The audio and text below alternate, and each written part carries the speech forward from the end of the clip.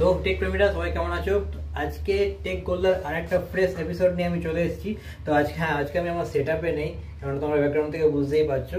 তো তাও take গোল্লার video তো তোমাদের জন্য দিতে হবে। তো দুনিয়াতে কি কি নতুন নতুন আপডেট রয়েছে, তো চলো দেরি না করে আজকে ভিডিওতে দেখে নিই। দেখো, আজকে প্রথমে যে আপডেটটা রয়েছে সেটা জিও সিনেমার তরফ থেকে রয়েছে। তো জিও সিনেমা যে অ্যাপ রয়েছে, তার যে প্রিমিয়াম সাবস্ক্রিপশন, সেটা কিন্তু এখন মান্থলি 29 রুপিসে চলে এসেছে, যেখানে আমরা 4K পর্যন্ত স্ট্রিম করতে পারবো।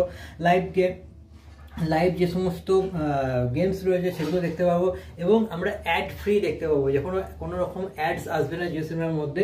তার জন্য আমাদের মাসে 29 টাকা করে মাত্র খরচা করতে হবে। একটাই ডিভাইস সাপোর্ট করবে এবং 4K পর্যন্ত সাপোর্ট করবে। এছাড়া যদি আমরা ফ্যামিলিতে যাই, তাহলে 89 রুপিসের প্ল্যান রয়েছে, যেখানে কিন্তু আমরা এক্সট্রা ডিভাইস অ্যাড করতে পারবো, সেখানেও অ্যাড ফ্রি থাকবে। শুধুমাত্র যে সমস্ত লাইভ কোর্সগুলো হয় সেগুলোতে কিন্তু অ্যাডস আসবে, ঠিক আছে?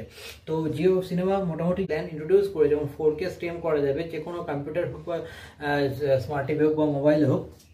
সেই ক্ষেত্রে কিন্তু আমি 29 টাকা পার মান্থ নিয়ে জিও সিনেমাতে এই মুহূর্তে যা যা কন্টেন্ট আসছে সেগুলো কিন্তু আরামসে এনজয় করতে পারবো। নেক্সট আপডেট রয়েছে স্যামসাংয়ের তরফ থেকে। স্যামসাং যে S22 সিরিজ ছিল, আর তার সাথে জেড ফ্লিপ 4 আর জেড ফ্লিপের যে জেড ফোল্ড 4, এই সমস্ত যে সিরিজের মোবাইলগুলো ছিল সেগুলো কিন্তু গ্যালাক্সি AI সাপোর্ট পেয়ে গেছে। তো মোটামুটি S24 সিরিজে এটা এলেও তার আগের দুটো জেনারেশনে কিন্তু তার আপডেট পেয়ে যাচ্ছে। এটা কিন্তু খুব ভালো ব্যাপার। স্যামসাং আপডেটের তরফ থেকে কিন্তু কোনো কার্পণ্য করে না, একদম আপডেট, একদম day to day.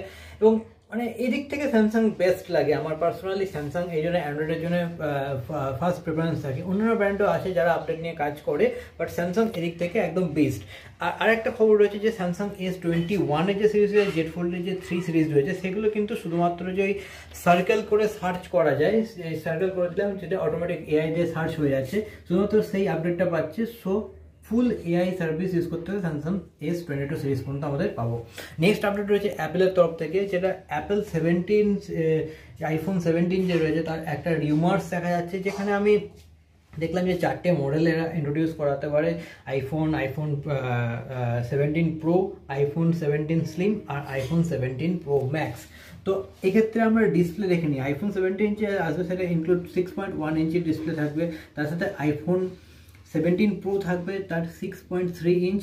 IPhone 17 slim যদি হয় সেক্ষেত্রে 6.6 ইঞ্চ, এবং আইফোন 17 প্রো ম্যাক্স তার কিন্তু ডিসপ্লে সাইজ হবে 6.9, মানে ম্যাসিভ ডিসপ্লে।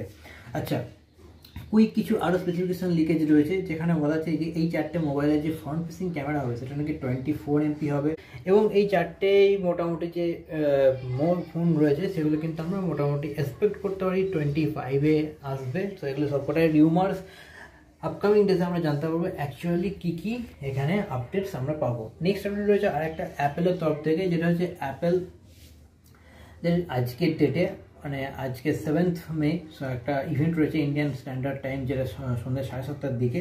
সেখানে মোটামুটি আমরা এক্সপেক্ট করতে পারি যে অ্যাপেল এখানে AI ব্যাপারে সম্পর্কে আমাদের কিছু ইন্ট্রোডিউস করাতে পারে, এবং তার সঙ্গে আমরা M4 চিপ দেখতে পারি, বা iMac যে সমস্ত আইপ্যাড রয়েছে তার কোনো নতুন ভার্সন দেখতে পারি। তো ব্যাস, টেক গোল্লার এপিসোডে আজকে তোমাদের জন্য এটুকুই। দেখা হচ্ছে আর একটা নতুন ফ্রেশ এপিসোডে। তখন ভালো থেকো, আপনারা দেখো, টাটা।